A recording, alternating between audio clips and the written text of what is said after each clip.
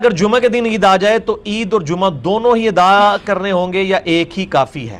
بالکل یہ ہوا ہے. پاکستان میں تو ہفتے والے دن عید تھی 16 جون 2018 کو، لیکن عرب ملکوں میں آپ کو پتا ہے کہ ایک دن پہلے جمعے والے دن ہی عید آ گئی تھی. تو یہ صحیح سند کے ساتھ حدیث موجود ہے سنن ابی داؤد کے اندر کہ آپ صلی اللہ علیہ وآلہ وسلم نے فرمایا ایک دن جمعے کے دن عید آ گئی تو آپ نے فرمایا جس نے عید کی نماز پڑھ لی ہے اب اسے اجازت ہے چاہے وہ جمعہ پڑھے یا نہ پڑھے. وہ چونکہ گاؤں ایریا میں جمعہ نہیں ہوتا تھا تو شہر میں لوگ آ کے جمعے کی نماز ادا کرتے تھے. آج کل کے تو گاؤں بھی گاؤں نہیں رہے ہیں، وہ شہری بن چکے ہیں کیونکہ کاروباری زندگی ہے وہاں پہ. اب تو گاؤں میں بھی جمعہ درست ہے، پہلے بھی درست تھا، ایک الگ سے ٹاپک ہے.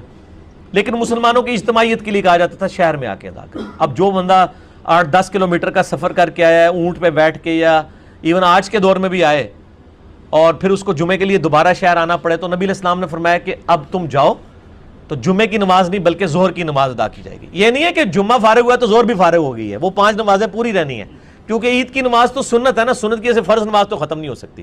جب جمعہ نہیں ہوگا تو آپ ظہر پڑھیں گے. جیسے بخاری میں حدیث ہے ایک دن بارش ہوئی، عبداللہ ابن عباس کہتے ہیں نبی علیہ السلام نے اذان میں یہ چیز ایڈ کروائی، صلو فی الرحال، گھروں میں ہی نماز پڑھ لو.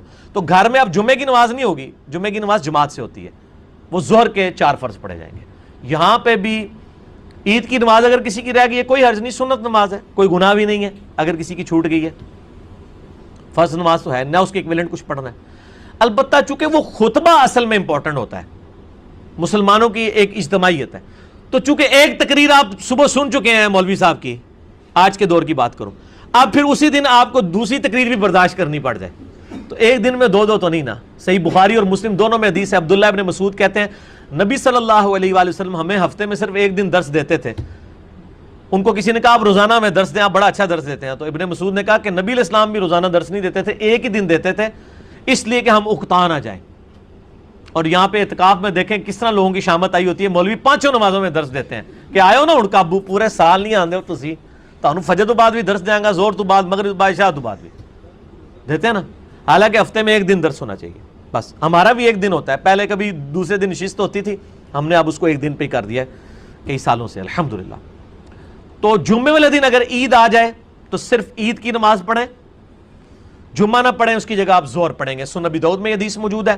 اور الموطا امام مالک میں حضرت عثمان غنی رضی اللہ تعالیٰ عنہ کا فتویٰ موجود ہے کہ ان کے دور میں بھی ایک دفعہ جمعے والے دن عید آئی تو انہوں نے کہا جس نے عید پڑھ لی ہے اب وہ جا سکتا ہے، اس کی مرضی ہے چاہے جمعہ پڑھے چاہے نہ پڑھے.